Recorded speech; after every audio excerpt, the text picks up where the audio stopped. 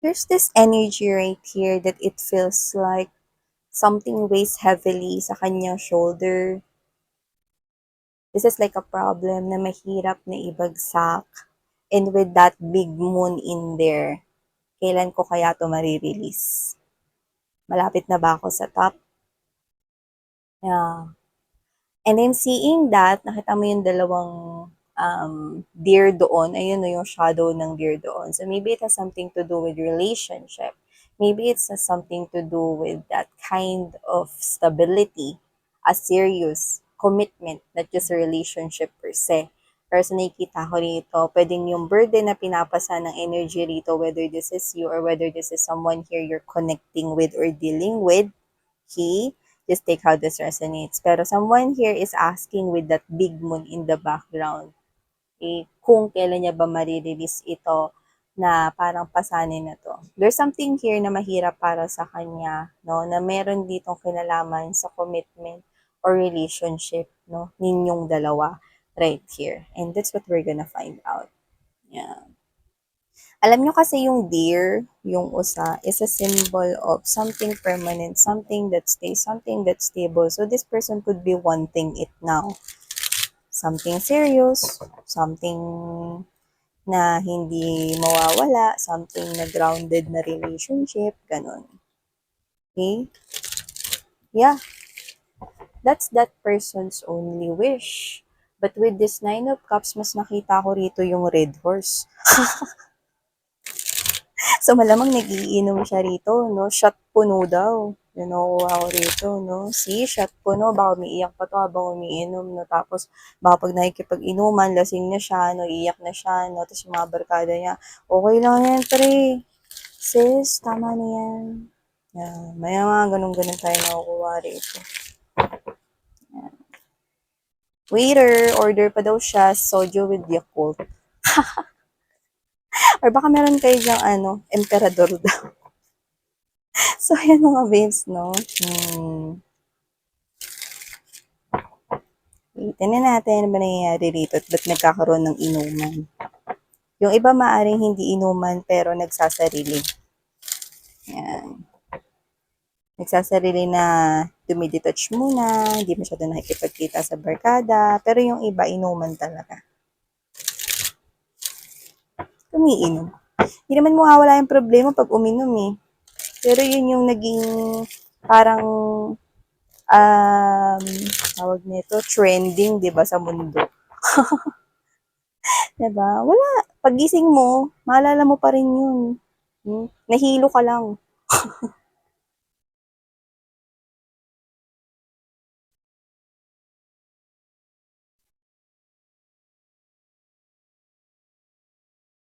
Okay. So, ilatag na muna natin lahat mga babes ng energy sa ating table right here bago natin simulan ang reading na ito for you guys.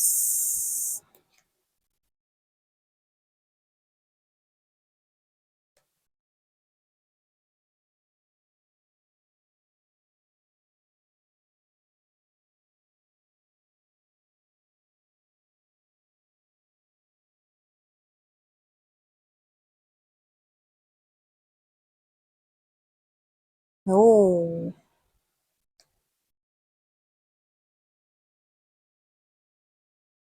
Okay. So, hey there mga my loves collective. Thank you so much sa patuloy at wala ninyo talagang kasawa-sawa na pagsuporta sa akin dito sa channel na to.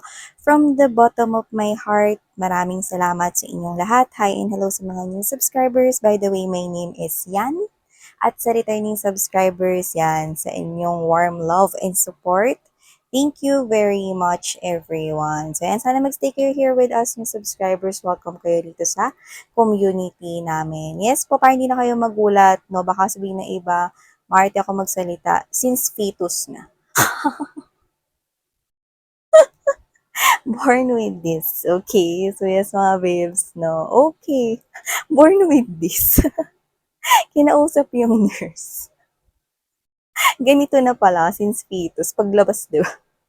So, yun mga babes, no? Okay, wala tayong gender dito, no? And please be advised na hindi ito for everybody. So, just take only what resonates here with you. But yeah, Someone here with the Nine of Swords energy to the Four of Pentacles energy. Hanged Man right here, Six of Cups, and there's that Four of Pentacles.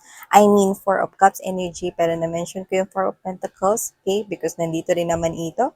So, nakikita ko dito, someone here, okay, is someone na hindi ka ma-let go. But I do feel like na energetically and spiritually ito. Okay? So, definitely someone here na walang ginagawang movement but there's a lot of thinking. Okay? Pero meron siya dito specific na iniisip about you. Sobrang, ito yung nagpapa-hang up no sa kanya rito no para siya ritong sinampay no na nakahanger no sa sampayan no na umulan at bumagyo na hindi pa kinukuha dun sa sampayan.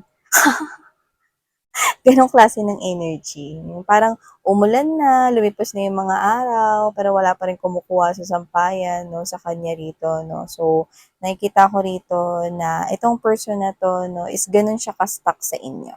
Yan. So, wala mang movement coming from this person right here, but there's a lot of thinking yan. This person here is actually thinking very specific thing right here. Like, definitely, okay. Kung sino man ito, siya ay ang iyong ex-person with the Six of Cups. Yeah. You could have rejected this person here. Na-reject mo na siya or i-reject mo pa lang. Wala tayong gender dito and of course, okay, LGBTQ, welcome kayo rito mga mahal. Babae, lalaki, wala tayong gender. And of course, dito ay tapos na sa iba. Sa iba nangyayari in the present moment or sa kasalukuyan at sa iba hindi pa. At isang prediction sa inyong hinaharap. Pero whoever this individual is, yeah, naririnig natin yung song, no? You know that song. Hindi ka ba nanghihinayang? Nangyari ba ganoon na lamang? Yeah, whatever the case may be. Rosel Nava, eh? Maybe that song is song ni Rosel Nava right here, pero the lyric is really standing out. So maybe this person, ang nasa specific talaga niya iniisip rito, no, is dun sa rejection na pag-reject mo sa kanya or i-reject mo siya, no, hindi ka ba nanghihinayang? Yeah. Kasi, you know what I'm strongly getting right here? This is someone here na naka-in relationship ninyo, no, for a long time or para sa'yo 'no, mahaba itong panahon. Siguro yung iba, 1 decade niyo siyang naka-relationship or more pa nga. Sa iba naman 'no, puwedeng 5 years or puwede rin naman na less than 5 years. Yung pakiramdam mo na matagal mo siyang naka in relationship, gano'n. Or this is you, super committed ka sa kanya in the past, okey, kaya natin nakuha yun. Pero yun nga, this person here, it looks like, okay, wala ng kayo now. Actually, puwedeng pinutol mo na rin yung communication mo sa kanya because I do get that this is your energy, the Eight of Cups in reverse, okay? At maaaring meron ka na ring iba ngayong kausap. Ayan 'no, nakakuha ko dito ng energy ng someone here na excited dun sa kausap niya, 'yan 'no. There's this new love opening up for you guys. At yung iba ka-connect niyo na 'to 'no, nakikita ko rito na pangiti-ngiti na kayo ritong may kausap kayong iba. So, definitely may mamumuo diyan 'no, na from crush 'no, magkakamabutihan kayo ng new love na 'yan. So, definitely this person here is actually 'di mas lalong wala na siyang chance to go back 'no, into this type of beautiful connection here with you in the past 'no. Yung iba puwedeng yang love niyo ito 'no, puwedeng, boyfriend or girlfriend yun na siya 'no, since, nag-aaral pa kayo or whatever the case may be, baka childhood sweetheart niyo siya 'no. Pero yun nga 'no, hindi palagi na yung childhood sweetheart ang nakakatuluyan, okay? So, whatever the case may be, tapos na kayo nitong person na 'to and you're now, um entering, okay, a new love story here. And nakikita ko na mas excited ka na matanggap yung mensahe nitong tao na to. No? Miss yan, single ako, pwede ba ako dyan? Yes, mga babes, no, timeless to, no, maaring ito ang prediction sa inyong future at hinaharap. Actually, this person is coming in. Nakikita ko, no, na ngingiti-ngiti ka dyan, no, habang tinitingnan ka ng nanay mo, no, at tinatanong niya sa isipan niya kung hinugasan mo na ba yung pinggan. O ginawa mo na ba yung module mo? Module! May module pa ba mga babes? Pumapasok na yung mga bata sa school. Ayun nga mga babes, no, nakikita ko rito, no, na meron ka rito makakonect. Kung wala pa to sa buhay mo, nakikita ko rito, no, nangingiti-ngiti ka because of that person kasi magsisimula na maging crush mo siya. Mas magkakaroon ka ng interest na to get to know that person here. Okay? So, yung iba, kausap nyo na yan ngayon, no, literal na nakuha ko rito, no, ng mga parang nagliliparang pana ni Cupido coming from this side right here. So, ibig sabihin, parehas ninyong magiging crush ang isa't isa. No? Parehas kayong magiget to know at magkakaroon ng interest at may mamumuo dyan, no? Na paglalim ng connection. So, nakikita ko na dyan kayo mas magdidwell at mas magbibigay ng oras at panahon. Yeah. So, kung sino man to, regardless kung ano man to naging magandang samahan ninyo in the past, okay, it's like, wala na yun for you. Yeah. Nakita ko na talagang umaalis or umalis ka na sa connection na yan. Pero yun nga, no, this person is asking, no, kung talaga bang hindi ka nanghihinayang, kahit na 1% lang, hindi ka ba nanghihinayang na wala nang tayo or hindi na tayo magkakabalikan, wala ka bang ganon? Parang alam mo yung nakukuha ko rito, no? Parang gusto niyang pigilan mo siya sa pag-alis, no? Parang sinasabi niya na, alis na ako, hindi mo ba ako pipigilan? Parang ikaw, oh sige, alis ka na, bye. Pamasahe ka ba? Ito, bigyan kita.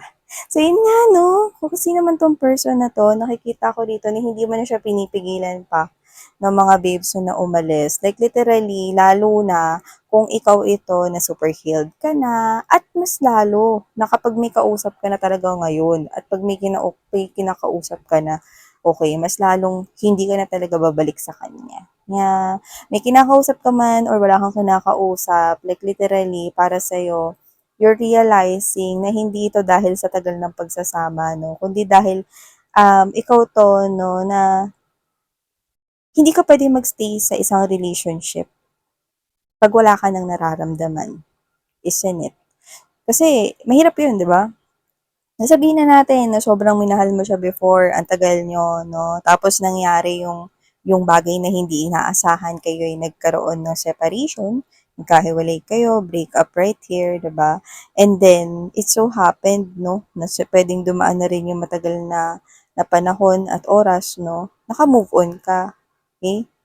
Then, nag-fade yung feelings and emotions mo. And then, this person came along again, okay, asking for that second chance. Pero hindi mo na yun maibigay sa kanya. Why? Because wala na yung love. Wala na yung dating tamiz at dating lambing, okay, ng inyong pagtingin sa kanya. No? Hindi na malagkit na kasing lagkit ng biko na tinitinda ni Manang dun sa kanto. Shout out! No, nagtitinda ng puto dyan sa kantong sarap. Alam mo, since elementary, nagtitinda na siya ng puto. Eh, tinuloy-tuloy lang talaga. No, ngayon, yung anak niya na nagtitinda ng puto. Sobrang sarap. Yan. Endorser. So, yung mga babes, yan nga, ano, going back right here, hindi na kasing lagkit ng puto or biko, no, ng kakanin, na kahit na anong kakanin, ang pagtingin nyo sa kanya.